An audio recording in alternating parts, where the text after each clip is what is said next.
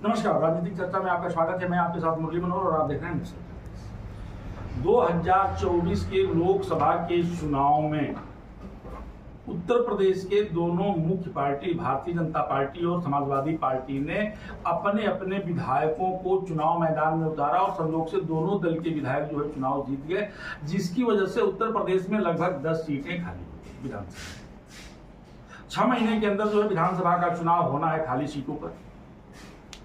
24 के लोकसभा के चुनाव में जो अप्रत्याशित रिजल्ट आया, जिसकी कल्पना पूरे प्रदेश के लोगों ने नहीं किया था, जहां भारतीय जनता पार्टी जो है उत्तर प्रदेश में लगभग 70 सीटें जीतने का दावा कर रही थी, वहीं समाजवादी पार्टी के पीडीए ने जो है एक बड़ा करिश्मा किया और लगभग जो है आधा से अधिक सीट जो है समाजवादी पार्टी और इंडिया गठबंधन ने जीत ली। लोकसभा चुनाव के परिणाम आने के बाद जहां उत्तर प्रदेश में भारतीय जनता पार्टी को सोचने के लिए मजबूर होना पड़ा, वहीं जो है समाजवादी पार्टी जो है पीडीए गठबंधन को लेकर के जो पीडीए जो अखिलेश यादव ने बनाया था उसको लेकर के काफी उत्साहित नजर आते हैं। और होने वाले उप विधानसभा के चुनाव में यह आने वाले 2027 के विधानसभा के चुनाव का एक सेमीफाइनल है।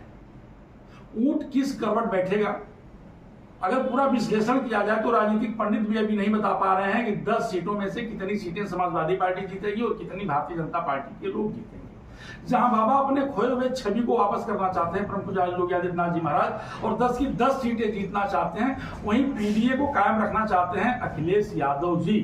और लगभग दोनों दलों की तरफ से जो है प्रत्याशियों की घोषणा शुरू हो गई है। लेकिन सबसे महत्वपूर्ण बात यह है कि उत्तर प्रदेश में पहली बार जहां बसपा जो है उपचुनाव नहीं लड़ती है, पहली बार हमको लगता है कि उत्तर प्रदेश में उपचुनाव में बसपा भी उतर रही है। और बसपा के उपचुनाव में उतरने के बाद राजनीतिक नफा नुकसान किसको होगा, इस पर चर्चा करने के लिए आज हमारे साथ हमारे स्टूडियो में जो है भारतीय जनता पार्टी के वरिष्ठ नेता तूफान सिंह निकुंभ जी हैं। आपका नेशनल कवरेज में बहुत बहुत स्वागत। बहुत बहुत धन्यवाद। दूसरे हमारे जो खास मेहमान हैं वो कांग्रेस के प्रवक्ता और अकबरपुर से लोकसभा के प्रभारी रमन पांडे जी हैं। आपका भी बहुत बहुत स्वागत और अभिनंदन। हमारे तीसरे जो सबसे महत्वपूर्ण हैं, जो जनपद के युवा अधिवक्ता हैं और समाजवादी पार्टी के जिला सचिव हैं गौरव पांडे जी, आपका भी हार्दिक अभिनंदन स्वागत है। तो सबसे पहले जो है हम रमन पांडे जी से शुरू करते हैं। रमन जी, बसपा जो है उपचुनाव नहीं लड़ती है। अगर विधानसभा के चुनाव में 10 सीटों पे बसपा चुनाव लड़ती है तो राजनीतिक नफा नुकसान किसको होगा? लोकसभा के चुनाव में जो है संविधान बदलने और आरक्षण खत्म करने के मुद्दे को लेकर के जो है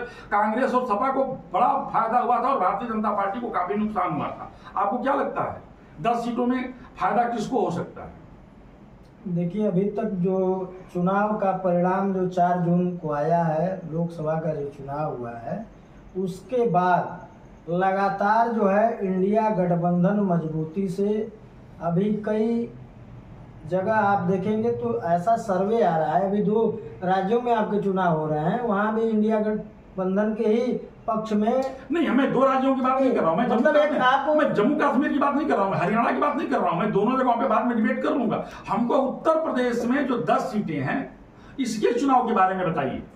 मैं आप वही बता रहा था कि जो भी अभी तक आप ही के मीडिया चैनलों के माध्यम से पता चल रहा है कि आज चुनाव हो। देखिए, चुनाव से तो ये लोग भाग रहे हैं, 6 महीना के अंदर चुनाव करना था, लेकिन अभी तक चुनाव की घोषणा ही नहीं हुई, उसकी तारीख ही नहीं आई चुनाव आयोग द्वारा। तो इनकी क्या मजबूरियां हैं? ये लोग पूरे तरीके से चुनाव का जब 2024 में रिजल्ट आता है तो इनके 2 उप मुख्यमंत्री और योगी आदित्यनाथ जी, ये तीनों लोगों में आपसी अंतरकलह पार्टी के अंदर है। तो हमें तो लगता है कि तूफान जी, आपको क्या इंडिया गठबंधन लग रहा है कि भारतीय जनता पार्टी उपचुनाव से भाग रही है, तैयारी नहीं है या हार का डर सता रहा है? ये रमन जी ने बहुत बड़ा आरोप लगाया। वैसे मैं स्पष्ट कर दूं कि चुनाव आयोग का काम है चुनाव कराना, न कि सरकार और संगठन का। लेकिन रमन जी ने बड़ा आरोप आपके ऊपर लगाया है कि लोग उपचुनाव से भाग रहे हैं। नमस्कार भाई साहब, आपके सभी दर्शकों को नमस्कार। हमारे कांग्रेस के मित्र ने कहा कि भारतीय जनता पार्टी चुनाव से भाग रही है। भारतीय जनता पार्टी कभी किसी चुनाव से भागती नहीं है और भारतीय जनता पार्टी सदैव चुनाव के लिए तैयार रहती है और भारतीय जनता पार्टी का हर कार्यकर्ता युद्ध स्तर पर चुनाव के लिए तैयार रहता है। किसी भी परिस्थितियों में वो चुनाव के लिए अड़िग रहता है।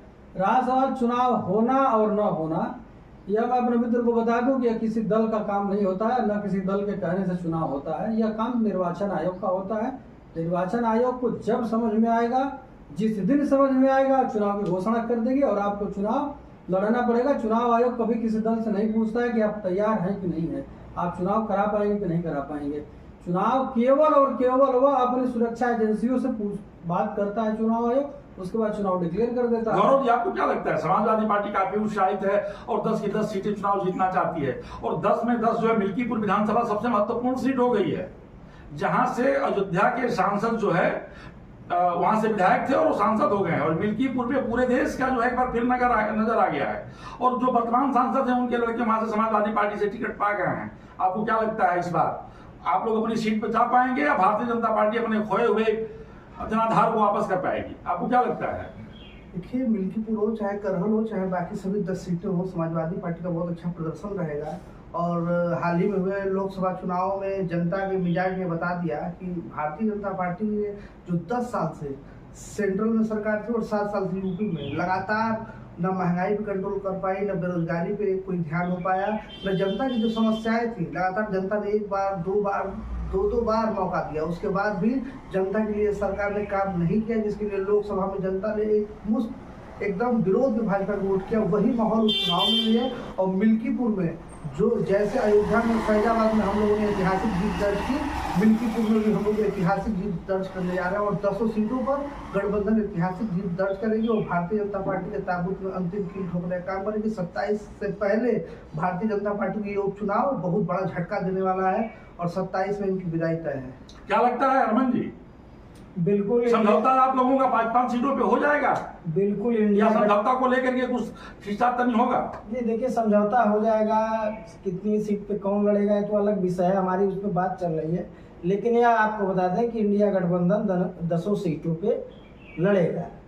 अब उसमें किसको कितनी सीट मिलती है वो राष्ट्रीय नेतृत्व का अपना यह वो तय हो जाएगा।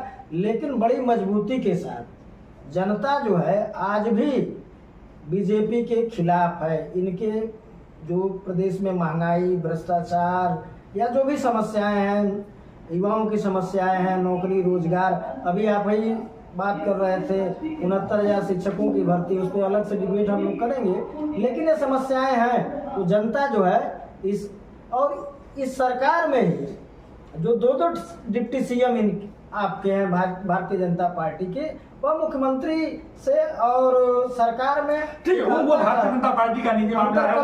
नहीं, हर पार्टियों में अंतर कला है और भारतीय जनता पार्टी में अकेले अंतर कला नहीं हो, समाजवादी पार्टी में भी शिवपाल चाचा को और अखिलेश जी को लेकर के अंतर कला चल रहा है, भारतीय जनता पार्टी में भी चला और कांग्रेस में भी जो है बड़े नेताओं को लेकर के अंतर कला चल रहा है और हर दलों में अंतर कला होता है। अंतर कला की बात आप न करें।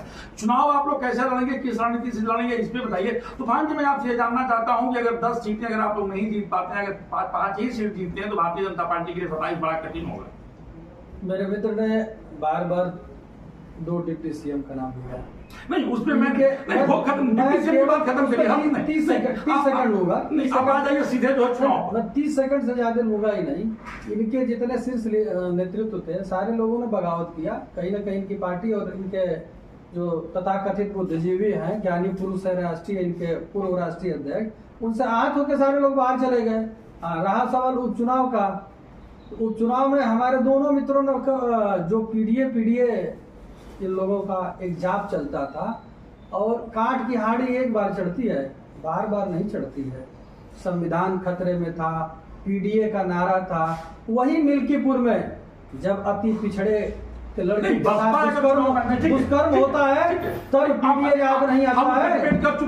क्या वो लड़की उस पीडीए की नहीं थी? क्या इस उपचुनाव में जनता वो हिसाब नहीं मांगेगी अखिलेश यादव से? ठीक है, भी मुद्दा रहेगा, उसका भी जनता हिसाब मांगेगी।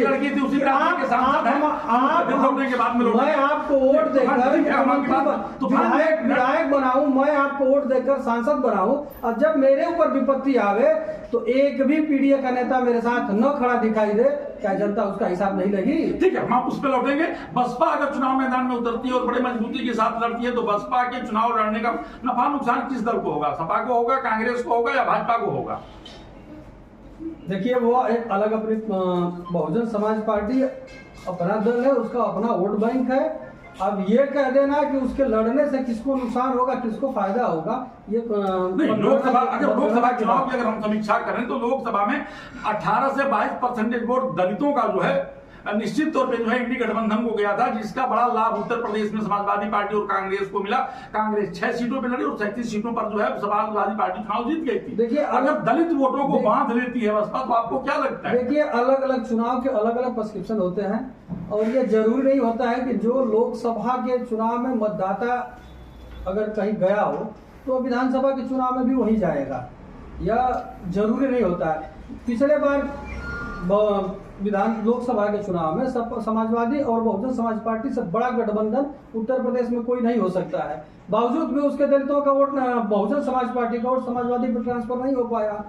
अब इस बार एक सबसे बड़ा जो झूठ नैरेटिव फैलाया गया संविधान का, आरक्षण समाप्त का, उसके तहत कुछ बहुजन समाज पार्टी के मतदाता उस बहकावे में आकर गए थे, लेकिन विधानसभा का चुनाव दूसरा चुनाव होता है, उसमें उनको अपनी गारंटी अगर कहीं दिख रही है 30 सेकंड का समय है, भारतीय जनता पार्टी के अंदर दिख रही है और वो भारतीय जनता पार्टी के साथ तटस्थ खड़े रहेंगे। 30 मिनट आपके पास है, अभी 30 मिनट में बताइए कि बसपा के चुनाव लड़ने से कितना बड़ा लाभ जो है इंडी को होगा और कितना बड़ा नुकसान भाजपा को होगा। वही मैं आपसे बता रहा हूँ कि अभी 3 महीना हुआ है लोकसभा का चुनाव, बसपा उस समय भी बहुत मजबूती के साथ चुनाव लड़ रही थी, लेकिन जनता उसकी सारी चालाकी को देख रही थी कि वह किसके पीछे खड़ी है, भारतीय जनता पार्टी की बी टीम बनकर। देखिए, चुनाव लड़ना किसी भी दल का लोकतांत्रिक अधिकार है। इसका मतलब कांग्रेस समाजवादी की बी टीम है। एक मिनट नहीं, आप बी टीम है कि एक टीम है, पहले ये कंफर्म कर लीजिए। देखिए, नहीं, किसी भी राजनीतिक दल के ऊपर इस तरह की ओछी टिप्पणी करना यह सरासर गलत है। नहीं, देखिए, आप किसकी टीम है? मैं इसलिए कह रहा हूं, फिर मैं अगर कहूंगा कि आप चाइना की टीम है तो आपको कैसा लगेगा? आप उग्र मत होइए ना। मैं उग्र नहीं हो रहा हूँ। उग्र मत होइए। आज तक जनता जो है कि आज तक नहीं बता पाई कि चाइना के राजदूत से राहुल गांधी ने जो मेमो साइन किया था वो किस काम के लिए किया था? आज तक आप बाहर नहीं लेके आ पाए। इसका मतलब कि आप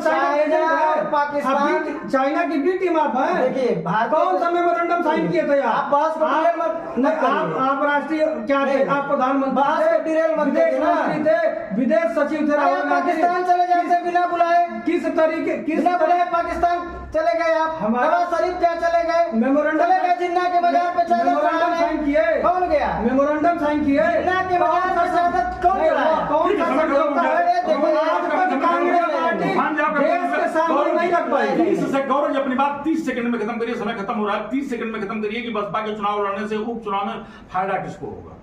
30 सेकंड में गौरव जी आप अपनी बात करें। बहुजन समाज पार्टी अपनी दल है, मगर बहुजन समाज पार्टी कुछ चुनाव से भाजपा के इशारे पर काम करती है, जिसको जनता जान रही है। पिछले चुनाव में भी बसपा ने सभी सीटों पे चुनाव लड़ा और बीजेपी ने खूब कोशिश की कि समाजवादी पार्टी और कांग्रेस गठबंधन के प्रत्याशियों के विरोध में प्रत्याशी खड़ा किया जाए, मगर उसका आपने रिजल्ट क्या है? आपने देखा उत्तर प्रदेश की जनता अब केवल विकास के लिए वोट करेगी और विकास केवल इंडिया गठबंधन से हो सकता है। जो पीडीए का नारा है, जो अभी मैंने भाजपा में कहता है जाप कर रहे थे, वो जाप नहीं है, वो पिछड़ा दलित अल्पसंख्यकों का एक ऐसा समूह है जिसका वोट भाजपा ने लेकर उनको छलने का काम किया। कब तक पीडीए समय खत्म हो गया है।